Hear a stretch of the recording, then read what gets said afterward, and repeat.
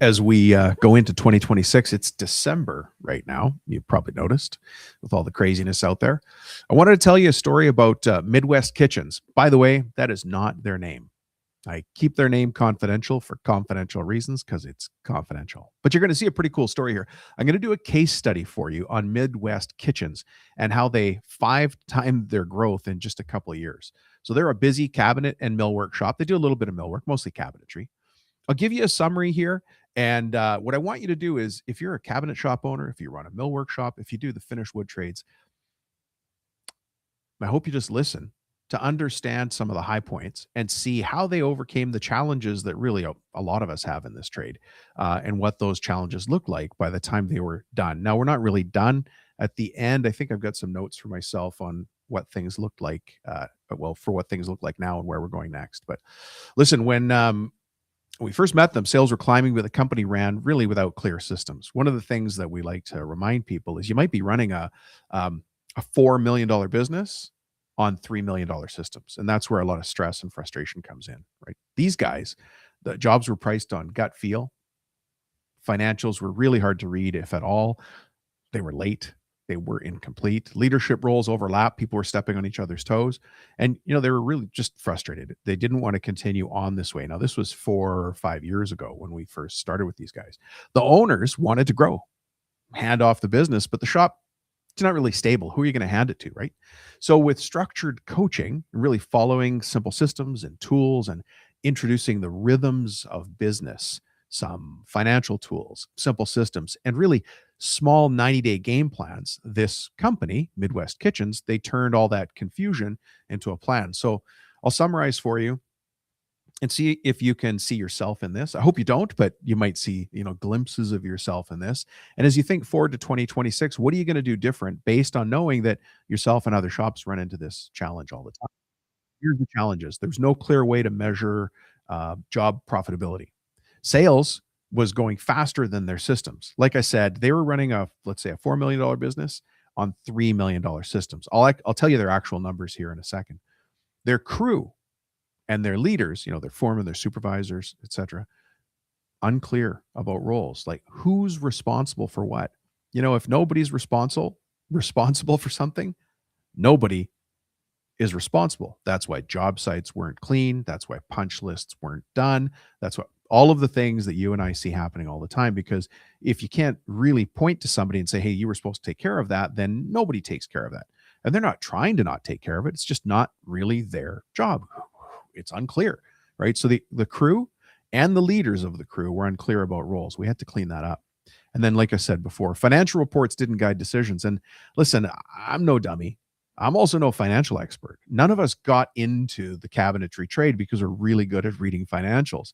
And so it stands to reason that falls to the wayside. But that's really where the strength I had to learn the systems of reading numbers because it does tell a story. Anyways, I don't want to go on a tangent here. So I'll tell you the solution. We had to put some simple systems in place.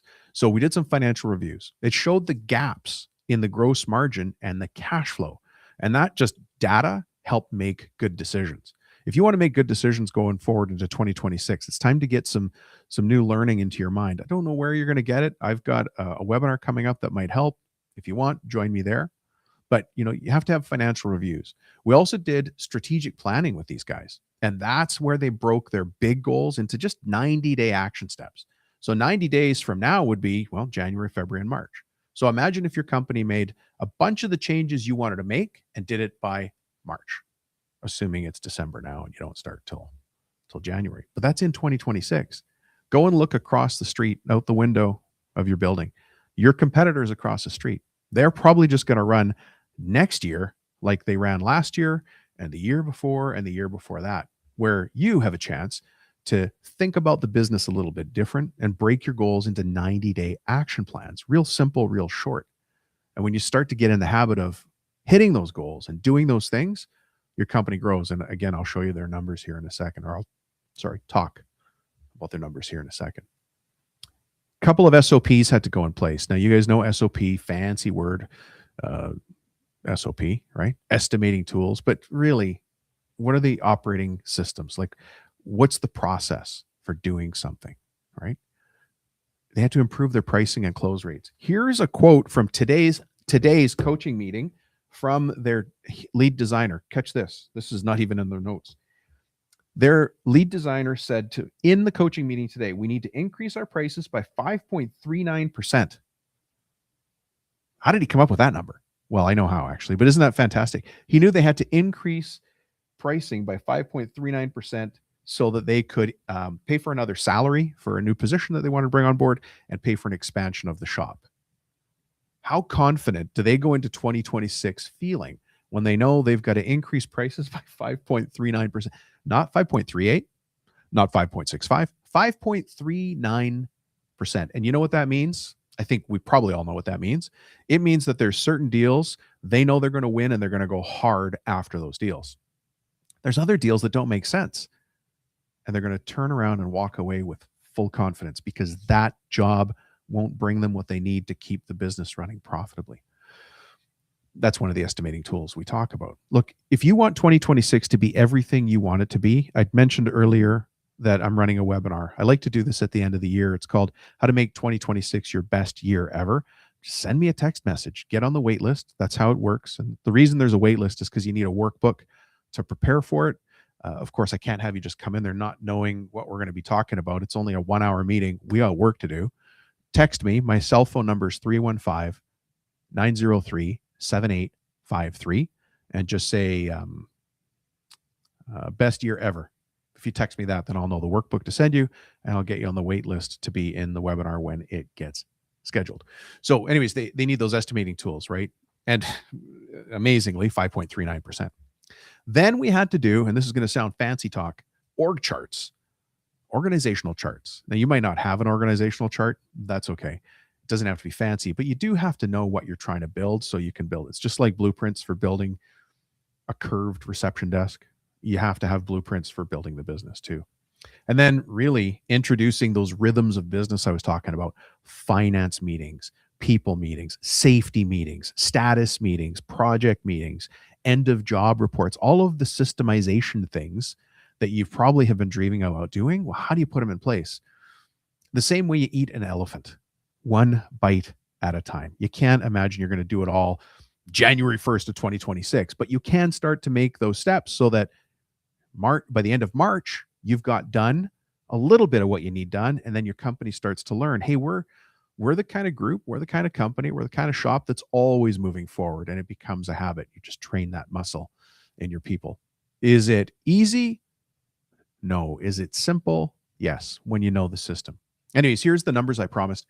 So 2017 is when we first started working with these guys. Sales were $865,000.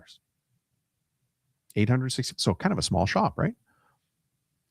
As of 2023, sales were 5.1 million. 2025 is even higher than that, right? So how did they go from under $1 million to over 5 million by 2023, 5.5 by 2024? And we already know ourselves where we're going to go in 2026, but I'll leave that for a future case study. That's incredible. Hey, by the way, same employees, mostly the same employees, same tools, same shop, same level load dock door, like just everything. But what is different is the system they were using to run it.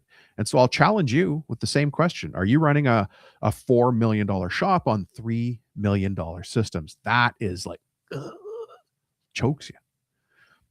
So sales is one thing, but we're not in business to make sales. We're in business to make gross profit. So the gross profit margin jumped from 16% in 2019 to a steady 40%. This is gross profit margin. And you cannot run your business on a 16% gross profit margin. There's no money left over. That's why you might be hand to mouth all the time. We need a strong gross profit, which means you're going to need to say no to some clients and yes to other clients. But who are those clients? Well, that's going to come from the numbers. You know, this statement that I heard in today's coaching meeting that they needed to jump by 5.39%. It's taken them since 2017 to get that wise about their business. Jobs completed went from 25 a year to 39 last year. So not that many more jobs, but bigger jobs. And that's the key. You don't have to work harder. You got to work smarter. So the average job size was $84,000, and it's now over $131,000, which is about a 57% increase. However, some of their jobs are three and $400,000 now. It's a different kind of customer. It's a different kind of build. We have another customer, by the way, that just got a $450,000 cabinet job on one of the major anchor locations for the PGA Tour. You can guess it in one guess, but I'm not going to say the name. But that's not the jobs they started when we started talking to them. You have to get into that space and earn your way in, and then earn your way to stay there, right? So if you want to do those same things, you got to plan 2026 the way you want it. Join me in the best year ever. If you want to make 2026 your best year ever, join me. Just send me a text message so you get on the wait list, and you need the workbook. If you don't have the workbook, you're going to sit there with your pen going, what are we talking about? Why does everybody else know what's going on? How come I don't? I wanted to ask a question, but I'm not sure if it's going to get answered later. Just get the workbook. Just print it off. Scribble your own notes for your own situation. They're confidential. They're for you, but you'll understand what I'm talking about as I'm walking you through the growth plan. So anyways, just text me and say, what did I say?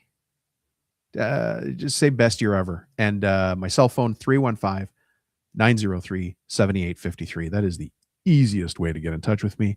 And then I'll get you that workbook. Anyways, here's a couple things we're still working on because it's still not Shangri-La. Accounts receivable days are still stuck at kind of high, 75 to 80 days. Really, when we do our benchmarking against the whole industry, they should be around 60 days. And we can play with that a little bit when we break up deposits and design fees. And that's for a different topic, but they're still a little bit high. The direct labor as a percentage of revenue stayed flat, and it should actually be dropping, but I understand, and all of us on the coaching team understand why. We're going to leave it as is right now. The debt to equity ratio stayed steady, which is fine. It's 0.6 to 0.8. And the one that's got us a little bit stumped and frustrated, although strategically we all understand why this is happening, is the owner is underpaid. However, we have a plan to get him up to market rates by April. So at the end of Q1 2026, that little $25,000 shortfall is going to be there. And by the way, when I say underpaid, he makes as much as lawyers do running this shop, but he's not making as much as top lawyers do. So we got to just bump him up a little bit more so that he's really making what he deserves for the position and the responsibility that he holds. The guy makes lawyer money now, if that makes sense to you. So if you want to make lawyer money, you got to get ahead of things and do that, right?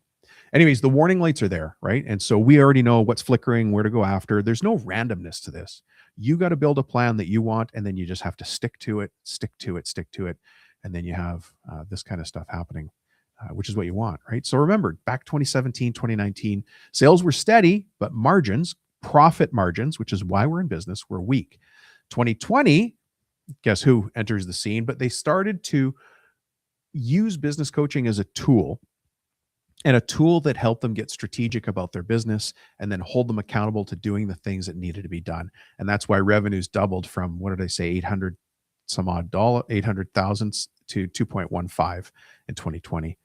Then 2021, 2022, the strategic plan really started to kick in as the momentum built. Job costing tools, estimating tools, people systems, the SOPs started to really roll out. In 2023, sales passed 5 million. As you know, 2024, 2025 were even stronger, but the gross profit hit 40%. And now there's a really good system in place for predicting how things are going to go, taking vacations, going to Mexico, all the things that we want to do, right? Anyways, I want these things for you as well, but you have to want them too.